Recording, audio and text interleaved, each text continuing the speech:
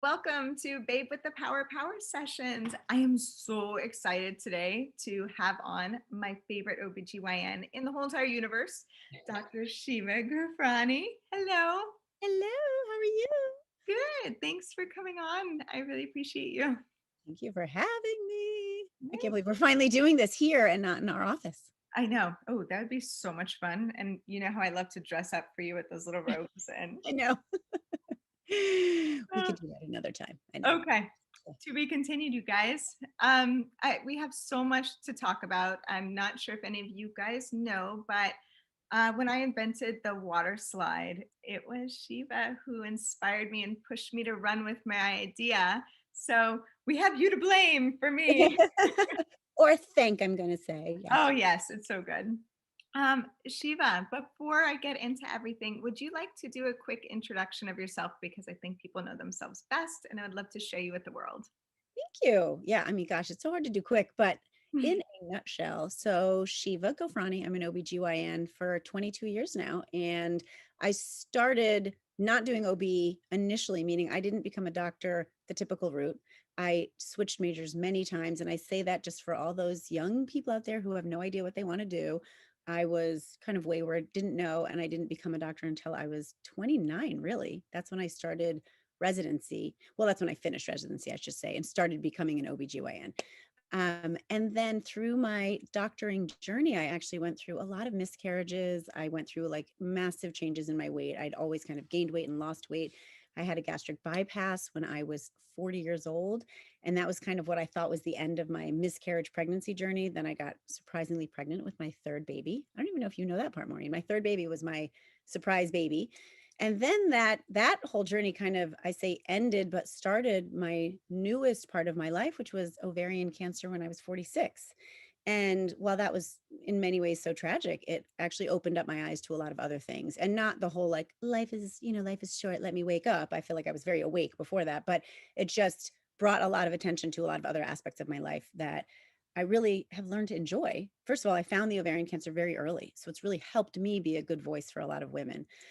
So through that, I now have learned to teach women to really pay attention to their bodies. And now I'm trying to help some companies figure out ways to understand ovarian cancer and hopefully find it early. I also, this year during the pandemic, started a company. Can you see my sign? Tribe Called V. Hello, Yeah.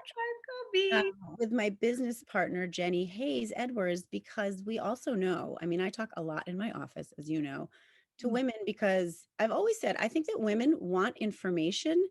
They don't want to be kind of paternalistically pat on the back and told like everything's okay.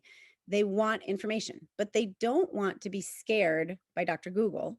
And unfortunately, because doctors don't have a lot of time to talk to them, they do go to Dr. Google and they get all kinds of really onerous information that does end up scaring them. So instead of that, my partner and I started this company, which is an online platform where we try to educate women on. Right now, we have a pregnancy program, and then we're launching our gynecology platform where we're going to talk about all the things that I already talk about on Instagram, like HPV, herpes, perimenopause, menopause, sexuality, orgasms, periods, fibroids, everything, including pregnancy, but in a way that's really informational and fun and not So much scary. fun. It's, It's yeah, and so much fun. I love the way you guys do it. Keep going. Keep going. thank you. So we really just, I keep saying I want to increase your knowledge and decrease your anxiety. And I guess I should mention I have 3 kids and 2 dogs and a husband. That's it. That's me in a nutshell. Yeah. That's not it. It's amazing. And there's more, right? So like I know that you're cutting back on your OB-GYN. Is it just GYN or just Yeah. I mean, GYN? it is, it's so bittersweet. I mean, I can't say like I'm so sad because I truly am so excited I'm about. selfish. I'm I know. sad, I but know. I'm so happy for You're the like, yeah. world. Well, the direction I'm moving in is I am going to be doing still a lot of the, I mean, I find that what I've always loved about being a doctor is not like doing the pap smear. It's the educational aspect. I've always said, I Mhm. don't love being a doctor because of the science of medicine. I love engaging with people. And I've always joked that like I could have engaged with people by being, interior designer or a talk show host or something else. It just turned out the medium with which I engage happened to be medicine. Like I kind of fell into it. So, because of the ovarian cancer journey, because of the social media and all the other things I've done, it turns out that I'm exhausted from my OB-GYN practice. We do a lot of work as doctors. I'm delivering babies. I'm still doing surgery. I'm still in my office. So I'm morphing a little bit. I'm going to Ah, do a pretty intense 1 week of OB call, delivering babies and doing surgeries. And then I'm going to do 2 or 3 weeks of consulting work where I get to do a lot of the virtual education for a company called Aspira that does ovarian cancer diagnostic testing. So they're really hopefully figuring out ways to find ovarian cancer early.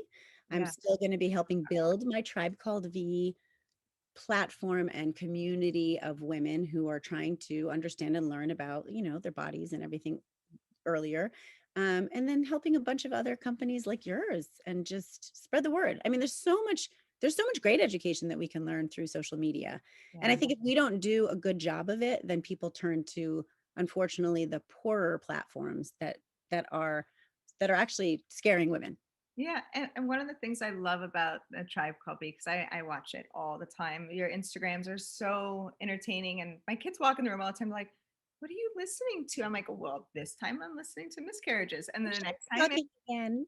pleasure," and it's all the above. It's all the stuff that is about, right? The bee. Love when you go like the bee. You love when I do this for The you. bee. Yeah, the bee. And one of the things I love about your office and when I would come see you is there was no shaming. It was just a really comfortable space.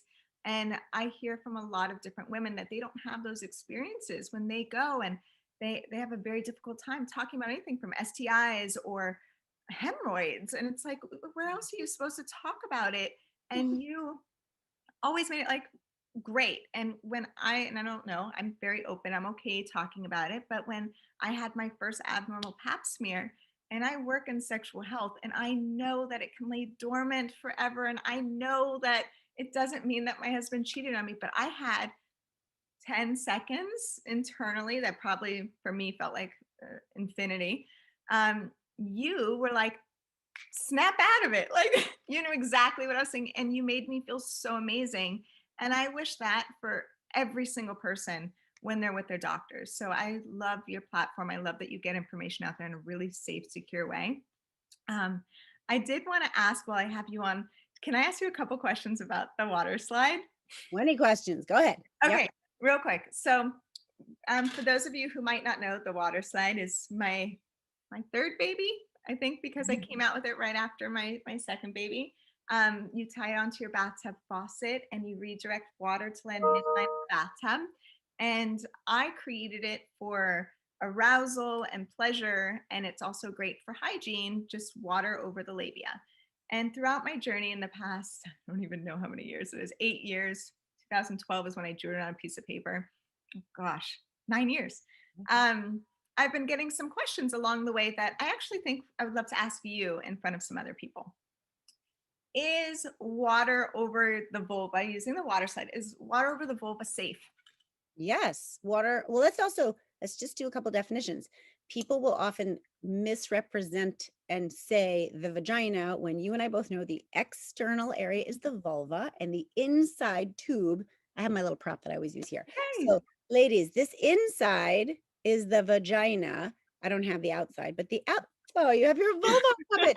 The outside is the vulva, the external part. The labia is the vulva, and then the inside is the vagina. So you not only is water safe, like water is really the only thing you should use. I mean, there is a little bit of a rift in the OB community, the gynecology community about soap versus no soap. I'm actually in camp. If you want to use a little bit of very mild, very kind of inert soap, I say soap. I don't like to advocate any one brand. I personally use, not because I'm paid by them, though I joke like I would fully be endorsed by them if they wanted to. I just used Dove. It's very cheap, just a bar of Dove. You can get it from any store, just externally. That's it. It's moisturizing. But honestly, all you need is water on your vulva, labia. That's it. So WaterSlyde. Yeah. Yeah, it um it like it moves your labias to the side. It's like power washing your deck, and but it's gentle and benign. Yep. So, but I do get questions every so often by people, and that's why I'm loving to hear it from you. Somebody once asked, "Does it change your flora, like the water?" And it's No, I mean, things that would change your flora are honestly all of the feminine washes. I mean, mm, that's what Patients come in all the time and they have all kinds of infections or just abnormal discharge. It's either itching, it's burning, it's smelling unusual, or they're just irritated. And that's because they're either over grooming. They should not over groom. If you show the picture of the vulva, they're over grooming, meaning they're completely waxing, they're completely shaving, or they're completely lasering, or they're using all these washes and those washes, or Yeah. they're even just over scrubbing it, even just water. I would say once, maybe twice a day. You don't need to scrub 4 times a day. You don't need to Mhm. scrub because that will strip just like any part of your skin, just like your face. We're not Yeah. supposed to wash more than once or twice a day. You don't want to strip all of the good, healthy microbiome, right? We have a vaginal microbiome, just like on our skin, anywhere else. That's the good, healthy bacteria and yeast. So this is, yeah, I mean, the WaterSlyde is gentle. It's not going to strip everything. It's not, you know, Washing away any, and it's okay. And I always tell people, like, I love my scent. I don't want to make it smell like a rose or a flower or a peach or whatever perfume. right. I love my vagina and my vulva. It's beautiful. But there are times that I do want to give it a good rinse. If I just went to yoga and I've been jogging, it's a dark, moist area. So there's nothing wrong if you do. Like, I'm a super feminist, but there's nothing wrong if I want to freshen up. Right. Well, and just like, listen, I always joke that it's like your armpit. It's just like you said, there's going to be some damp, dark area because there's hair follicles and there's some bacteria. Inevitably, that will breed a little bit of a what we'll call in the Western world like a sweaty odor that in America we have deemed, right? Because there's other countries where they don't even mind the sweaty odor of an armpit, but we have accepted that we don't like that, right?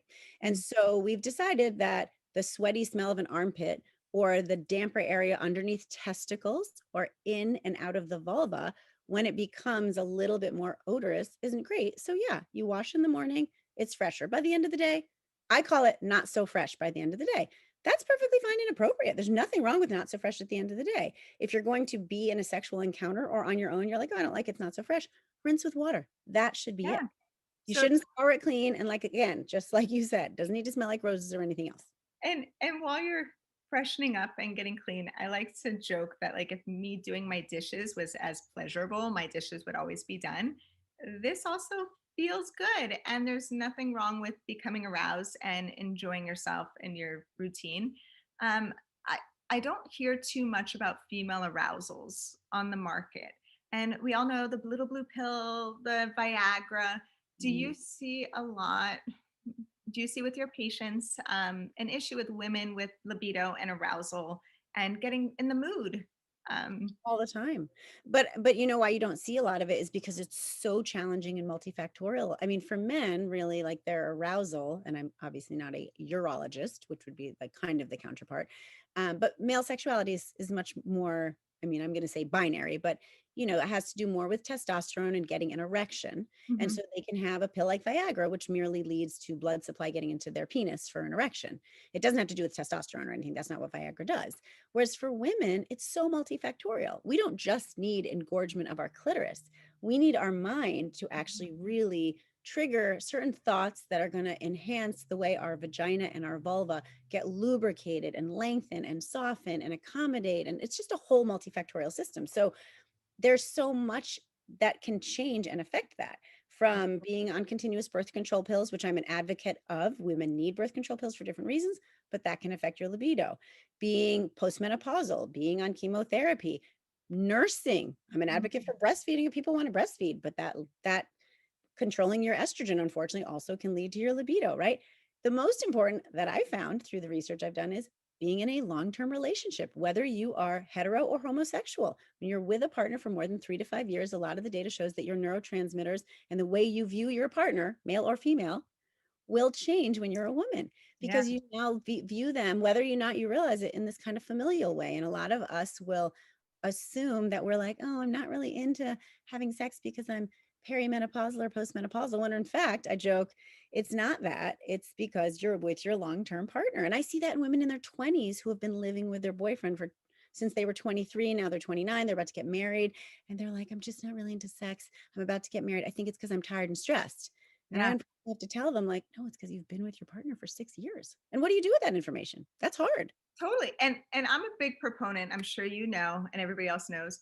that I think for women that masturbation is the holy grail. It really, and we're blessed with the fact that we can have, some of us, multiple orgasms. Mhm. So if we masturbate and get ready, it takes on average 20 minutes for a woman to be fully aroused. That means like fully engorged. And we don't have that little valve like men have that stops the blood flow once it goes in for their erection. Ours goes away. So like you could be in the mood and it can disappear like that, just Right. as fast as you unplug the drain.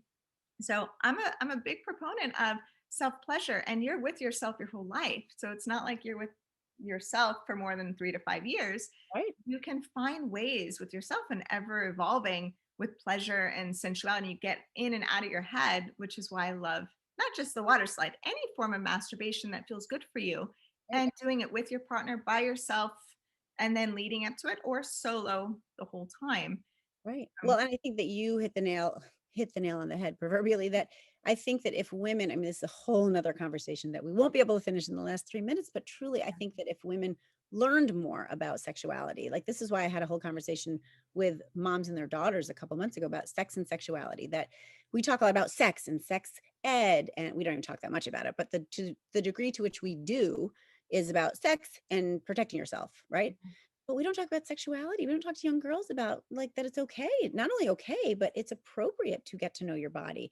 And if you don't get to know your body well, how will you ever be able to show your partner what's pleasurable? And in fact, if more women did do what Maureen does and really get to know their own body and pleasure themselves frequently, they probably would have more longevity in their relationship with their long-term partner because they would consistently, it's like exercise, right? I always joke, it's like Yep, exercise. I want to, I don't want to, I don't want to. And then I'm like, oh, I don't feel like it. And then once I do, I'm like, oh, it's that great. was great. That was fun. Why don't I do that again tomorrow? But then tomorrow I'm like, oh, so it's very much like everything else. It's our mindset. Yeah. You are very good about your mindset because you're kind of consistently using that cycle. But many of us just fall out of it because it's so easy to fall out of it for so many reasons. There's so much Because to of do. habit and because we're never taught that it's an appropriate thing to do. We're taught that exercise is good. We're taught that cleaning your home is good. We're taught that all these other things are good, but we're never taught it's good. And we're in fact subtly and overtly taught that it's bad or it's never discussed. Right. So it's a whole, I mean, we could talk, this is a whole nother discussion I we am should. so having you on. Guys, I'm saying it now. We're doing a series. I'm going to have you on here. We're going to do a lot of other topics. And can you remind everybody where they could find you? Uh, Biggest place to find me is on my main Instagram page, which is Big Love Fierce Juju. And then the secondary page is Tribe Called V, which I will be ramping up more and more as I decrease my in-office clinical work with all the love to my patients because I dearly love them, as they know. And yeah, so those are the two main pages. I kind of stick to Instagram just because I'm like, it's just hard to be everywhere else. I will drop So those below. I will drop them on the side. Follow Shiva. She's amazing. I love you. Thank you so much for coming on, and we'll do this thank you again. for having me. We could talk so much more. I know. If you guys have any questions, things that you want us to cover, drop a little message, and we'll try next time. Yeah. Thank you so much. Have a wonderful day. Bye.